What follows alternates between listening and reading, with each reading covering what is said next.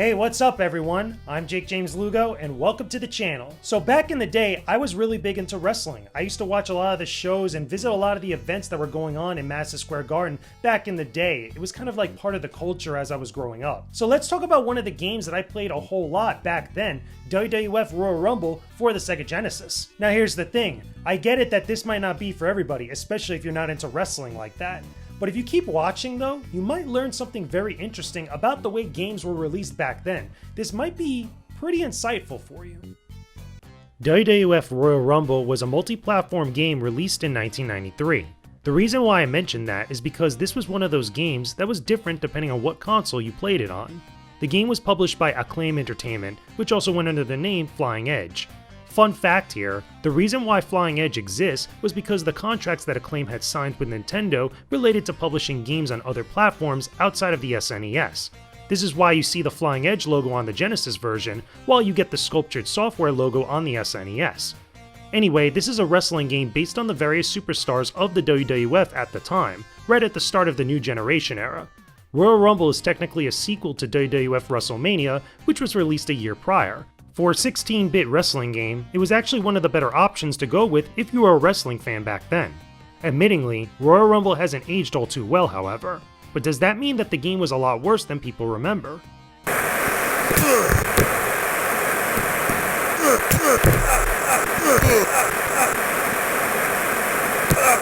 Now as a kid, I played this a whole lot with my Sega Genesis, on top of all the other classics that I played back then. And one of the things that I find real funny about Royal Rumble is that looking back on it now, it actually doesn't look as good as I remember it. I mean, everything when you're a little kid looks much more rose-tinted and a lot more exciting and like crazy, compared to when you grow up and become an adult. You start to see things a little bit more objectively. And with the case of WWF Royal Rumble, this is kind of like a mediocre looking game. It definitely looks better than its predecessor, Super WrestleMania, but as far as what it is now, it's just kind of meh. One of the things that I think is very interesting in comparison to its predecessor is that it has like moving crowds. It actually has the crowds moving and it looks a little bit much more lively, like a WWF event, compared to its predecessor which just had static images. But beyond that, again, everything else just looks kind of basic. I will say, however, the themes for the different superstars, all rendered in 16-bit, especially if you're familiar with some of these different people, they actually do sound kind of good. There's a couple that sound really, really good. However, there's others that are kind of meh,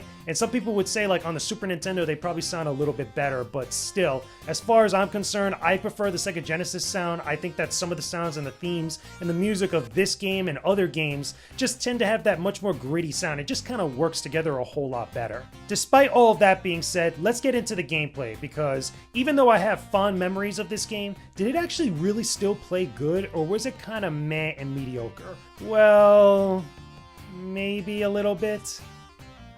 WWF Royal Rumble is a big step over its predecessor, but there's still not much here to enjoy unless you're already a big fan of wrestling.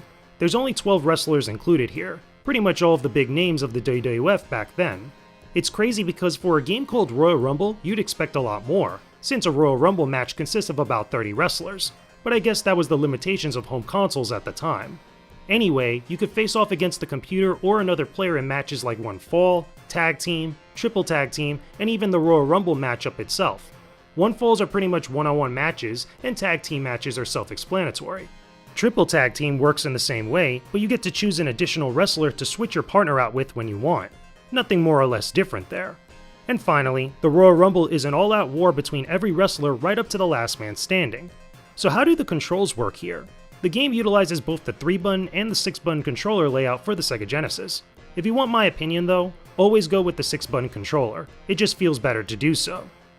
I'm not even kidding when I say that you don't really need a 3-button controller for your Sega Genesis. All you need to do is get one of these babies. This one just happens to be for PC, but get one for the Sega Genesis and you're totally good. You never need to go back with that 3-button layout. It's just stupid to do so. And some games, they just don't feel right to play. Get this one. Do yourself a favor. You'll thank yourself later. Trust me, a whole lot better. Anyway, every wrestler plays and controls the same. You can move around the ring, punching and kicking your opponent. But you could also get into a grapple. This allows you to execute different types of wrestling maneuvers, which is done through the grapple system. This shows the momentum of a tie-up between two wrestlers, and you have to rapidly mash the buttons in order to get the moves that you want. Think of it like a tug of war to see who gets to do a specific move. Depending on which button you press, you get a different attack. However, this is where things start to fall apart.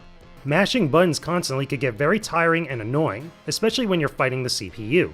Against another player, this could be fun in goofy times, but the CPU borderline cheats with how quickly it could build up momentum and break the hold. I'd often find myself trying to do a big move only to get my grapple broken within a microsecond. Even on the lower difficulties, the game could be a real problem with the CPU just doing what it wants with little to no chance of being able to fight back. That is, unless you decide to abuse certain attacks and almost game the system to whittle down the CPU's health. Depleting all of a wrestler's health lets you pin them for the win, but some matches like Brawl will end once you do so. If you were hoping for something more deep for a classic wrestling game, then you're honestly going to be disappointed here.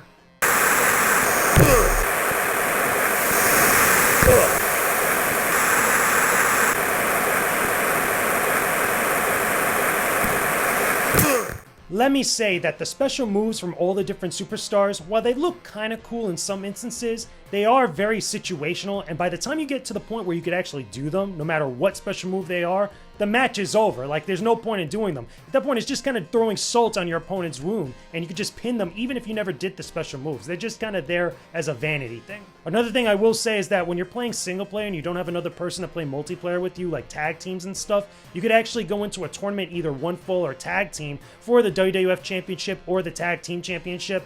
And it's very basic. It's like a series of 10 matches, just straight through. Nothing much more crazy or complex about them. And at the very end, you get on the cover of WWF Magazine, which just shows you with the belt. This doesn't really give you anything special beyond that. You don't unlock anything. It's just kind of meh. So if you're a big wrestling fan and you just want to say that you got that for bragging rights, you could actually do that. But other than that, there's almost no reason to do so, whether it's one fall or tag team. And the same thing goes for the Royal Rumble. You could go into a Royal Rumble match alone and face all the other superstars. Again, there's only 12 superstars in this game compared to the 30 that you would see in an actual WWF event. But once you do that, there's nothing special to that. It just shows your stats, shows you how many people that you eliminated and when you eliminated them, as well as everybody else, and the game just kind of ends. There's no special event, there's no like little kind of display, no cutscene, nothing beyond that. So if that's all you get once you complete all the different modes in WWF Royal Rumble, what else is there to talk about? Like, what else is interesting about this game? Well, there is this one thing I guess we can touch on. One thing that could be gained from playing WWF Royal Rumble is learning how weird some of the releases for games were back in the day. You'd often see the same game on both the Genesis and the SNES have different or alternative content depending on where you played it. In the case of WWF Royal Rumble, the core game is the same throughout, but the roster of superstars on both consoles is different. The version that I grew up with was the one on the Sega Genesis, which came with 7 exclusive superstars that you did not see on the SNES. The Genesis had Hulk Hogan, IRS, Jim Dugan, the model Rick Martel, and Papa Shango. Over on the Super Nintendo, you instead got superstars like Ric Flair, Mr. Perfect, the $1 Million Man Ted DiBiase, Yokozuna, and Tatanka. All the other superstars on the roster are the same in both games, but even the exclusive superstars don't have much different about them. Depending on who you were a fan of in the WWF, that often dictated the version of the game you probably got. But that's all there is to it. There's nothing else radically different between both versions. If you want to be real picky, however, I guess you could say that the SNES has a more up-to-date roster of 1993, since guys like Hulk Hogan and Macho Man Randy Savage were pretty much out the door by then. You could also say that the SNES has the better music in some spots, but I honestly think that the Genesis had a number of tracks that just sounded better overall. It's all subjective from there. But honestly, there was no reason to split up the roster like this outside of pushing everyone to buy multiple copies of the game. Overall, the game is shallow, even for longtime wrestling fans.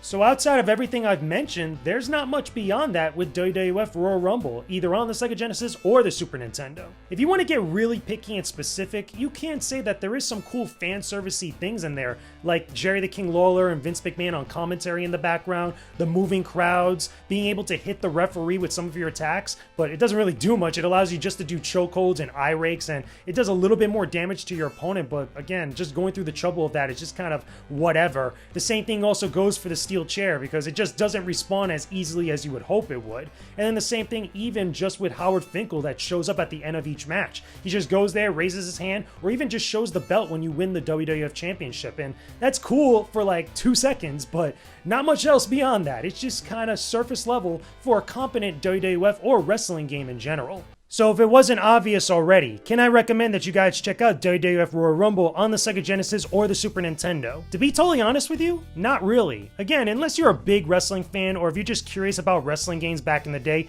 there's no reason to go back and play this. This is a relic of its time. It's almost like a benchmark or a time capsule of how games were back then, as well as also how wrestling was back then. It's a very niche thing. One thing that I do find a little bit annoying is that, again, the roster is kind of split up. There's exclusive characters on each different platform. I would have loved just to have one big merged roster, just to have all those different superstars, especially if you're a Ric Flair fan or if you're a Mr. Perfect fan, you have to get the Super Nintendo. But if you're a Hulk Hogan fan or again, you're a Macho Man fan or any of these other characters, you have to get it on Sega Genesis, and it kind of sucks that you have to end up getting both versions of the game in order to get the full quote-unquote experience. But either way, that's just how things were done back in the day. There's just not much to it. So unless you love these style of games, if you want to take a look at older wrestling games, or at least one that kind of, at least set some good foundation for some of the better ones that came later on, you could check it out. But do you really need to play this? Nah, not really.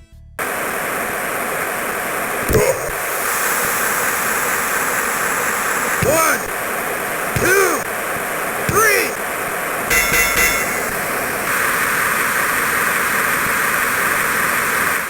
And there you go, everyone. Those are my thoughts and my review of WWF Royal Rumble on the Sega Genesis or the Super Nintendo, whatever have you. I know this is a very niche and very specific thing that most people aren't really into, but hopefully from watching this, you got at least a little something, at least, a little insight and knowledge into how games were back then, as well as also indulged me a little bit with something that I grew up with a lot. This was like part of my history, part of my childhood, and it's just a lot of fun and interesting memories associated with this game, despite it not being all that great, being kind of mediocre at best. But as always, with any game that I review on this channel, that's just my opinion about it. Let me know what you think about this stuff down below in the comments section. Tell me, are you a fan of wrestling, or do you play a lot of wrestling games? Do you think this is good or bad or anything like associated with it? Tell me about some games that were different between the Super Nintendo and Sega Genesis that had maybe different content or different experiences. Tell me about that stuff down below in the comments section. Thanks for watching this video, everyone. Go ahead and click the boxes on the side to see more videos and subscribe to my YouTube channel. Don't forget to go visit my Patreon page for exclusive gaming content that I know you'll really love. Hope you have a chill day. Peace out and stay epic, everybody.